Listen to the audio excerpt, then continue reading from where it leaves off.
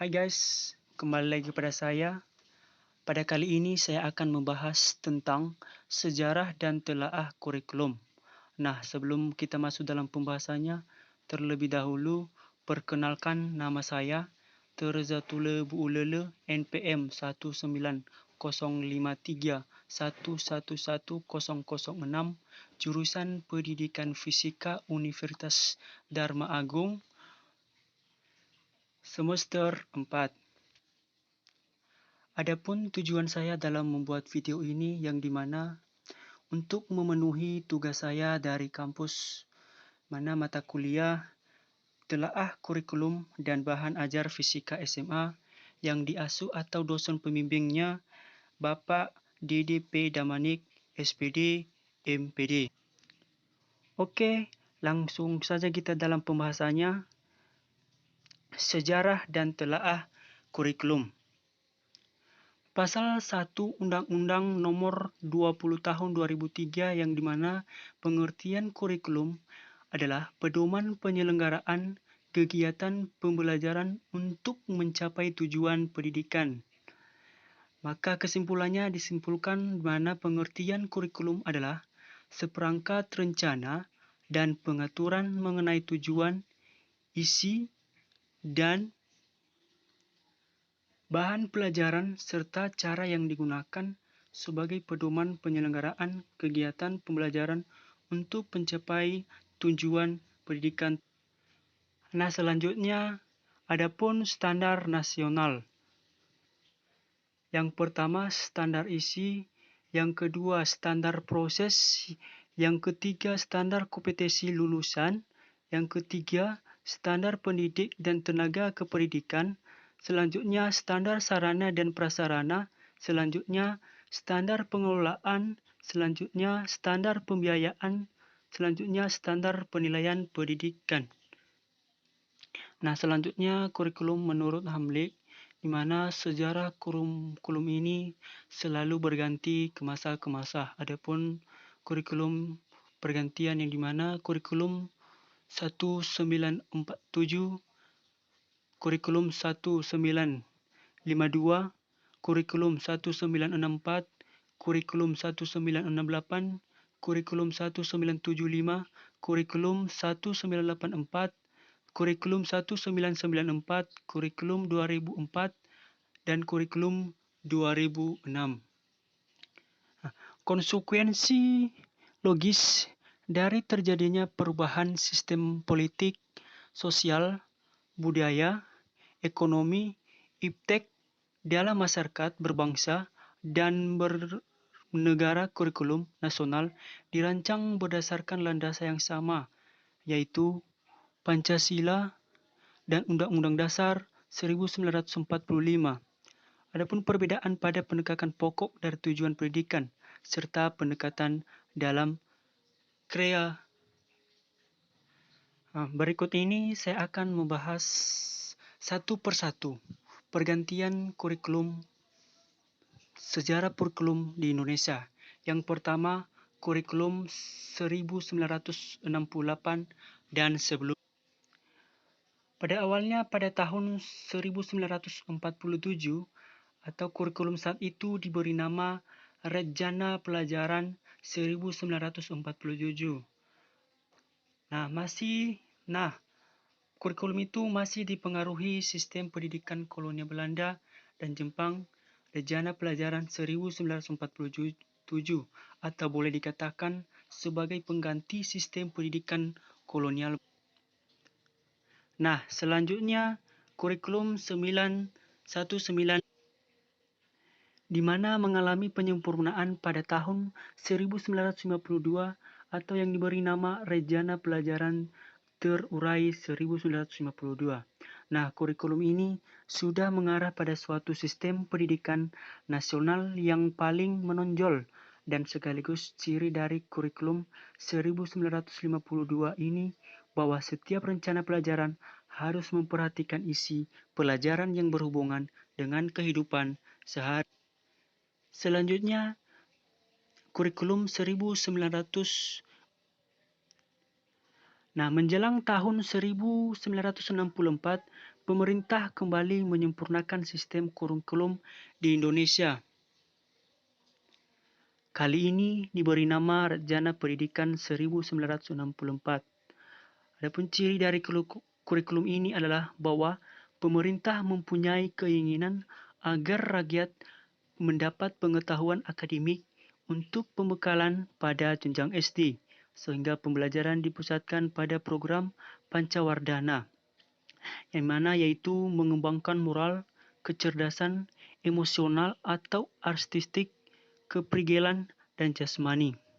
Kurikulum 1968 merupakan pembaharuan dari kurikulum 1964, yaitu dilakukannya perubahan struktur kurikulum pendidikan dari Pancawardhana menjadi pembina jiwa Pancasila, pengetahuan dasar, dan kecakapan khusus kurikulum berorientasi pada materi. Nah, selanjutnya kurikulum 1975 atau berorientasi pada. Adapun kelemahan kurikulum 1975 adalah digantinya buku-buku sebagai acuan sehingga kurikulum ini menjadi tidak menguntungkan dan kurang memberi makna. Dan selain itu juga guru belum siap untuk melaksanakannya. Selanjutnya kurikulum 1908, di mana kurikulum 1984 ini memiliki ciri-ciri antara lain. Yang pertama, berorientasi kepada tujuan instruksional. Kedua, pendekatan pengajarannya berpusat pada anak didik melalui cara belajar siswa aktif atau CBS. Materi pelajaran ini dikemas dengan menggunakan pendekatan spiral dan menanamkan pengertian terlebih dahulu sebelum diberikan latihan. Materi ini disajikan berdasarkan tingkat kesiapan atau kematangan siswa dengan menggunakan pendekatan keterampilan proses. Kurikulum 1994, pembagian tahapan pembelajaran di sekolah dengan sistem catur wulan. Pembelajaran di sekolah lebih menekankan materi pelajaran yang cukup padat, berorientasi kepada materi pelajaran atau isi. Kurikulum 1994 bersifat populatis, yang artinya atau yaitu yang memberlakukan satu sistem kurikulum untuk semua siswa di seluruh Indonesia. Dalam kurikulum ini, adapun akibat dari kecenderungan kepada pendekatan penguasa materi atau content oriented, terjadi masalah di mana beban belajar siswa terlalu berat karena banyaknya mata pelajaran dan banyaknya materi atau substansi setiap mata pelajaran. Materi pelajaran dianggap terlalu sukar karena kurang relevan dengan tingkat perkembangan berpikir siswa dan kurang bermakna karena kurang terkait dengan aplikasi kehidupan sehari-hari. Selanjutnya, kurikulum berbasis kompetensi atau versi tahun 2002 dan 2000. Kurikulum berbasis kompetensi ini diberatkan pada pengembangan kemampuan untuk melakukan kompetensi tugas-tugas tertentu sesuai dengan standar performance yang telah ditetapkan pendidikan dan mengacu pada tugas tertentu sesuai dengan standar penyiapan individu yang mampu melakukan perangkat kompetensi yang telah ditentukan. Adapun dasar pemikiran untuk menggunakan konsep kompetensi dalam kurikulum adalah sebagai berikut. Yang pertama, kompetensi berkenaan dengan kemampuan siswa melakukan sesuatu dalam berbasis konteks. 2. Kompetensi menjelaskan pengalaman belajar yang dilalui siswa untuk menjadi kompeten. Yang ketiga, kompetensi merupakan hasil belajar atau learning outcomes yang menjelaskan hal-hal yang dilakukan siswa setelah melakukan proses pembelajaran. Dan adapun unsur-unsur pokok program pendidikan dalam KBK, yaitu 1. Pemilihan kompetensi yang sesuai atau spesifikasi indikator-indikator evaluasi untuk menentukan keberhasilan pencapaian kompetensi pengembangan sistem. Adapun ciri-ciri KBK di mana menekankan pada ketercapaian kompetensi siswa baik secara individual maupun klasikal. berorientasi pada hasil belajar atau learning outcomes dan keberagaman, penyampaian dalam pembelajaran menggunakan pendekatan dan metode yang bervariasi, yang dimana sumber belajar bukan hanya dari guru, tetapi juga sumber belajar lainnya yang memenuhi unsur edukatif. Dan penilaian menekankan pada proses dan hasil belajar dalam upaya penguasa atau pencapaian suatu kompetensi. Selanjutnya, kurikulum berbasis kompetensi atau versi KTSP, kurikulum tingkat satuan pendidikan. Nah, pada kurikulum ini terdapat perbedaan mendasar dibandingkan dengan kurikulum berbasis kompetensi sebelumnya atau versi 2002 dan 2004, di mana bahwa sekolah diberi kewenangan penuh menyusun rencana pendidikannya dengan mengacu pada standar-standar yang telah ditetapkan, mulai dari tujuan, visi misi, struktur dan muatan kurikulum, beban belajar, kalender pendidikan, dan hingga pengembangan silabus. Selanjutnya, komponen-komponen kurikulum. Nah, komponen-komponen kurikulum ini sangat berhubungan dengan arah atau hasil yang diharapkan yang mengacu ke arah pencapaian tujuan pendidikan nasional.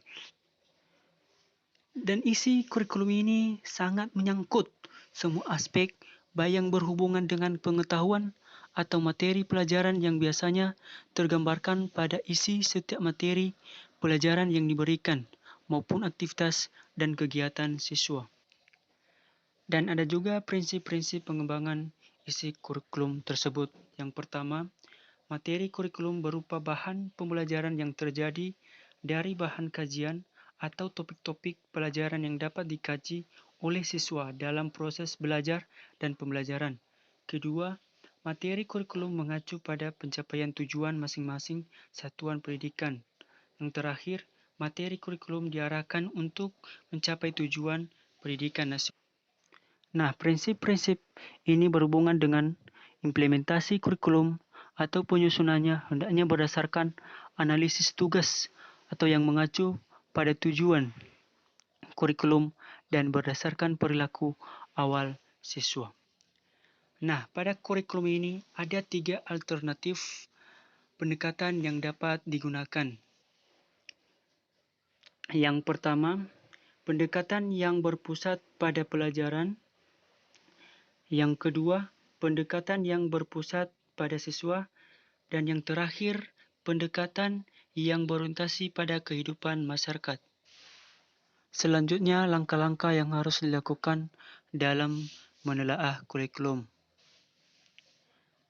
Yang pertama, mengetahui KI dan KD yang telah ditetapkan oleh SNP. Yang kedua, memahami indikator-indikator kegiatan pembelajaran pada RPP yang dibuat oleh guru sesuai komponen kurikulum. Selanjutnya, memahami dan mengkritisi keterkaitan antara KI, KD yang ditetapkan BSNP dengan indikator-indikator dan kegiatan pembelajaran yang dibuat oleh guru. Dan yang terakhir, memberikan evaluasi atau pemecahan dari permasalahan tersebut.